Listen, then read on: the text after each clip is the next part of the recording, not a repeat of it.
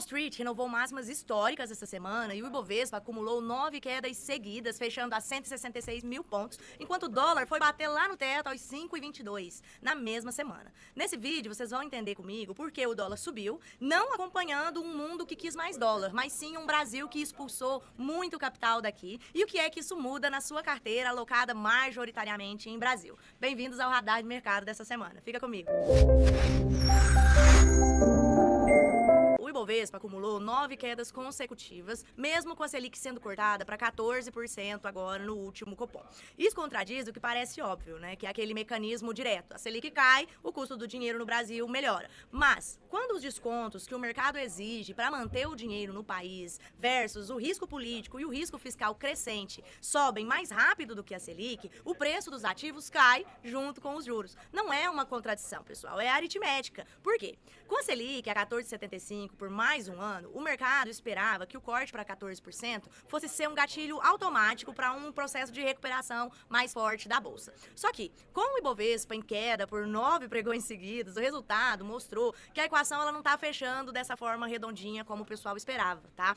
O dado que explica isso, quando a gente olha para essa semana, não é o Ibovespa. Ele não está no Ibovespa, ele está no dólar. Por quê? Na mesma semana que o dólar subiu 2,7% contra o real e chegou a bater 5,22, o índice que mede a força global do dólar contra as principais moedas do mundo recuou. Isso significa que o dólar ele não ficou mais forte no mundo inteiro, ele não subiu no mundo inteiro. O que aconteceu foi, o real aqui no Brasil ficou mais fraco versus o dólar, porque no mundo todo a força se manteve, aqui a força do dólar agrediu muito. E a razão para isso ela é bem objetiva, tá? Em apenas 7 pregões de agosto, os investidores estrangeiros eles retiraram 11,9 bilhões de reais da B3. Poxa, 12 bilhões, é bastante dinheiro. Só no dia 11, a saída foi de 4,7 bilhões em um único pregão. É a maior saída diária desde abril de 2021.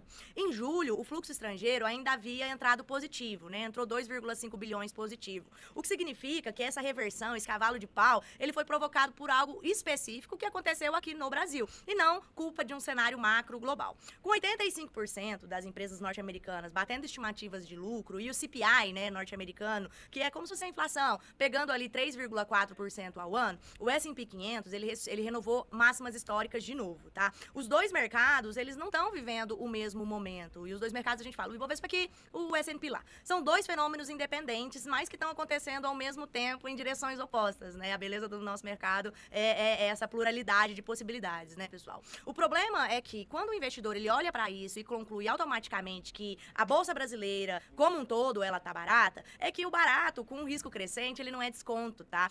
Nesse momento é muito importante, é muito cirúrgico que você saiba escolher muito bem quais posições você vai reforçar, porque realmente estão baratas, e aonde é necessário você cortar riscos na sua carteira que estão muito acentuados, né? Mais do que o necessário, porque a gente ainda tem muita coisa pela frente esse ano aqui no Brasil. Então, o erro mais comum nesse ciclo é exatamente esse. Eu vejo o Ibovespa caindo, eu vejo a Selic caindo e eu já vou concluir que chegou a hora de comprar de tudo, porque tá de graça. Só que os múltiplos históricos parecerem baratos, até é razoável. Só que historicamente, né, na queda de juros, a gente já vê que precede uma recuperação na bolsa. Isso tá certo também. O múltiplo, quando ele fica comprimido ali, ele sugere realmente um desconto na ação em relação ao passado. Só que, pessoal, mais uma vez, múltiplo comprimido, com desconto de risco em alta, é um ativo que parece barato, mas ele tá barato porque o risco cresceu e não foi porque tudo ficou mais atraente, tá? Então, nós ainda estamos às vésperas das eleições, a volatilidade ainda pode aumentar mais. Quando nós olhamos para as carteiras com essa leitura, o que mais aparece é isso, posição em índice comprada esperando que a Selic cair vai magicamente elevar o Ibovespa e o pessoal desconsiderando o risco, tá? São forças que puxam o dinheiro em direções opostas. E nesse momento, a segunda, que é a força do risco, ela tá vencendo, pelo menos nessa última semana. Por mais que na sexta-feira a gente viu o Ibovespa tentando perder o seu suporte, mas resistindo bem e devolvendo quase toda a queda, fechando próximo do 0 a 0. Então, pessoal, são dois momentos pra gente olhar aqui e pensar.